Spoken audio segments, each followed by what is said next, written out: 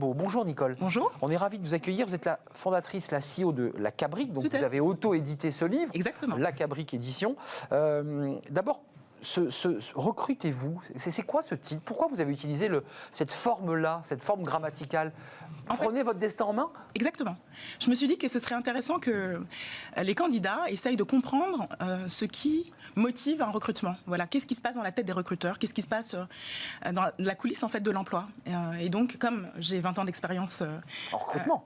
Non, dans le monde du travail. Voilà, toute la systémie du travail, avec un regard qui me semble intéressant parce qu'à la fois, il y a une expertise en recrutement, il y a une expertise également en évaluation, une compétence de plus en plus pointue en économie, en stratégie, une passion absolue pour les individus. Et pour la notion d'individuation, je me suis dit que je pouvais catalyser ces enjeux et les mettre dans un livre au service du plus grand nombre. Alors, c'est un livre pratique parce que la couverture fait penser comme ça à un livre de Stendhal. Tout à fait. Mais elle est très belle, votre couverture. Mais à l'intérieur, je montre la couverture. Voilà. Ce sont des éléments pratiques. Exactement. Avec des couleurs, avec des onglets. Exactement. En fait, vous avez décidé de prendre par la main le demandeur d'emploi. Exactement. Celui qui cherche un emploi. Exactement. Quels sont les conseils à travers votre livre, à travers cette jungle, les conseils les plus essentiels que vous donnez aux demandeurs d'emploi, à celui qui recherche un emploi ou à celui qui veut changer d'emploi? En fait, les conseils, on va dire les grands conseils, les grands principes s'articulent autour des 5 chapitres. C'est-à-dire, pour commencer, quand on veut chercher du travail, surtout quand on a un secteur en tête, il faut quand même s'intéresser à la systémie du secteur. Qu'est-ce qui se passe dans le secteur? Quels sont les enjeux de la fonction que je recherche? Quelles sont les contraintes? Quelle est l'ambiance aussi légale autour du métier que je recherche? Est-ce qu'il y a des pénuries? Enfin, tout ça, parce que ça peut aider. Le deuxième chapitre, la to-do list inévitable, c'est qu'est-ce que je dois... À quel point je me connais? Quels sont mes essentiels? Quels sont mes points forts? Quels sont mes points faibles? Donc là, une espèce de SWOT personnel. Je me regarde à l'intérieur. Exactement. Voilà, où j'en suis, mon bilan de carrière, mon bilan de compétences, etc. Parce que quand on cherche du travail, on est beaucoup plus enhardi quand on se connaît et quand on sait contourner ses angles morts. C'est très joli. Voilà. Contourner les angles morts, c'est effectivement de répondre un peu. Exactement. Pour Et jouer aussi avec ses ressources. Voilà. On peut aussi assumer ces angles morts. Tout à fait. Il y en a certains qui ne sont absolument pas problème. Ouais, c'est ça. Exactement. Le troisième chapitre, c'est vraiment le matching post-profil. Et là, précisément, c'est intéressant pour le candidat de se mettre complètement dans la peau d'un recruteur, mais en allant... j'allais dire par-delà la définition de fonction. Quels sont les besoins réels? Qu'est-ce qui se cache derrière une définition de fonction? Quelles sont les attentes réelles? Qu'est-ce que je suis capable de faire? Est-ce que j'ai déjà fait ce que le recruteur, enfin l'entreprise attend? Est-ce que au fond, même si je n'ai pas fait, je n'ai pas du potentiel pour y arriver? Et donc voilà. Et donc le chapitre 2, évidemment, aide à aborder le chapitre 3.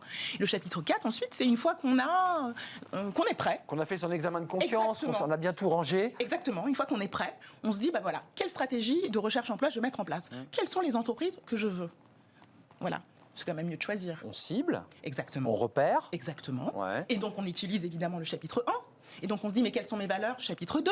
Voilà. En quoi quelle est l'adéquation que je recherche? Voilà. Qu'est-ce qui est essentiel pour moi? Quels sont mes fondamentaux entreprise? Voilà. Avec quel type de manager j'ai envie de travailler? Vous nous rassurez parce que c'est vrai qu'on avait un invité l'autre jour qui disait, mais tout le monde veut aller chez L'Oréal. Je cite L'Oréal. C'est pas vrai. C'est une très bonne école. C'est une très bonne école, mais il faut quand même se donner quand même plusieurs items. Mais bien sûr. 4 ou 5 entreprises. Mais bien sûr. Mais je dis même plan A, plan B, plan C. C'est ça, il faut s'en donner. Exactement. Parce que ça drive. Voilà. Et ça permet de piloter ses ambitions. Voilà. Et donc, la stratégie de recherche d'emploi est donc se dire, j'ai le droit de choisir, moi aussi. C'est pas uniquement l'entreprise qui choisit. Bien sûr. Exactement. Bien sûr. C'est un choix, c'est un mariage. À durée déterminée. Oui, c'est une histoire d'amour qui peut s'arrêter très, très rapidement ou qui peut durer toute une vie. Exactement. Voilà. Mais il y a énormément d'erreurs de casting. Et les erreurs de casting, c'est beaucoup d'argent. Ça coûte cher pour l'entreprise, là, en l'occurrence.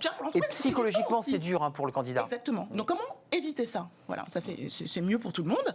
Et le chapitre 5, c'est le chapitre phare du livre, puisque c'est vraiment décrypter l'entretien de recrutement, en parlant des biais, en parlant de la posture, en parlant du positionnement. Comment est-ce qu'on est copilote de l'entretien de recrutement? On est dans le dur, c'est-à-dire on est dans le moment qu'on attend, qui est le face-à-face, où là il va falloir qu'on dise quelque chose. Exactement. Là, vous donnez des conseils, mais la posture, c'est quoi? Il faut être à la fois sûr de soi sans trop l'être, il faut être offensif sans être trop bavard.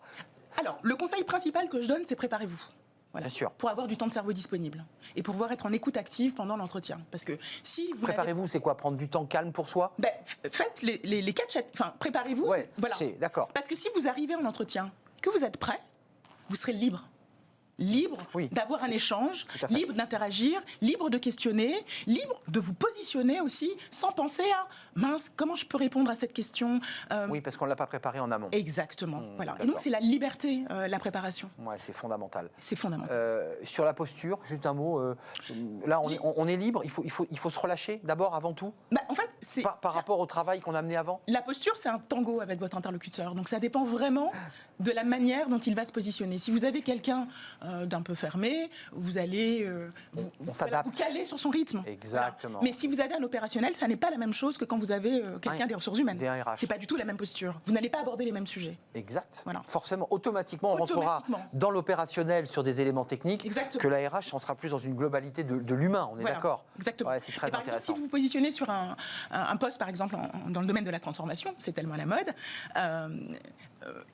Positionnez-vous. C'est-à-dire quand on vous pose des questions, évitez d'être lisse, de sortir sinon ça marche contenu. pas. Sinon on a du mal à être performatif quand on dit mais je suis tout à fait compétent en matière de transformation. Voilà. C'est pas possible. Non, il faut être cohérent. Mais on peut être cohérent quand on a préparé, quand on comprend les motions de sa candidature. Et qu'on a bien préparé en amont, en ayant lu votre livre. Exactement. Pour arriver dans les meilleures conditions. Les meilleures conditions. Pour ce qu'on estime être le premier élément. Vous vous dites, c'est le dernier élément de la chaîne. Exactement. Et je sais que ça marche parce que pendant 16 ans, j'étais salariée dans des cabinets de conseil américains.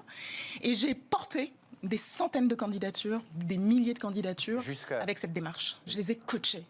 Et honnêtement, en 16 ans d'expérience ou même en 20 ans d'expérience en matière de recrutement, j'ai peut-être eu 5 échecs, mais parce que l'entreprise ne m'avait pas tout dit. C'est ça, il y avait des petites choses cachées en fait. Ça. On va se réorganiser, mais on ne lit pas. Je comprends. Mais ça, si vous n'avez pas toutes les cartes en main, vous ne pouvez pas jouer. Nicole Degbaud, lisez-le. Si vous ne voulez pas vous planter lorsque vous voulez changer d'emploi, de vie, ça marche. Voilà. Bah oui, parce si que vous voulez réussir, piloter votre carrière. Et puis je ne l'ai pas dit, mais il y a aussi tout un travail sur un carnet de notes où vous pouvez aussi raconter vos sensations, votre évolution. Vous couchez sur le papier le journal intime du prochain tango que vous allez faire avec votre RH ou votre manager que vous aurez en face de vous. Merci. Rechercher un emploi, c'est du travail. Et chercher un emploi, c'est du travail. Il y a plein de formules dans ce que vous nous dites. Il y a plein de punchlines. Oui. Un entretien d'embauche, c'est un tango. J'adore.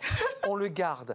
Nicole Degbaud, merci d'être venue, fondatrice et CEO de la Cabric. Tout à fait. Fabrique de gouvernance stratégique et humaine. Fabrique de gouvernance stratégique et humaine. Merci pour votre énergie. Ne bougez pas. Je salue toute l'équipe qui m'a aidé à faire cette émission. Romain Luc, évidemment. Fanny Griesmer, évidemment. Amanda Montero, qui était avec nous, mais je crois que c'est pas elle. Merci à toutes les équipes. Merci à Valentin qui était avec nous aujourd'hui. Merci à Pauline Gratel. Merci à tous ceux qui nous regardent chaque jour en direct et puis qui, évidemment, nous vivent et nous suivent sur l'ensemble des réseaux sociaux. Vous pouvez nous écouter en podcast, je tiens à vous le dire. C'est toujours agréable d'avoir dans les oreilles une émission. Hop, vous virez mon visage, vous avez que ma voix et les invités. C'était un plaisir. Vous retrouverez la semaine prochaine Fanny Griesmer qui fait ses grands débuts ici dans Smart Job. Et puis je serai là une semaine plus tard si tout va bien. Bye bye, portez-vous bien. Merci.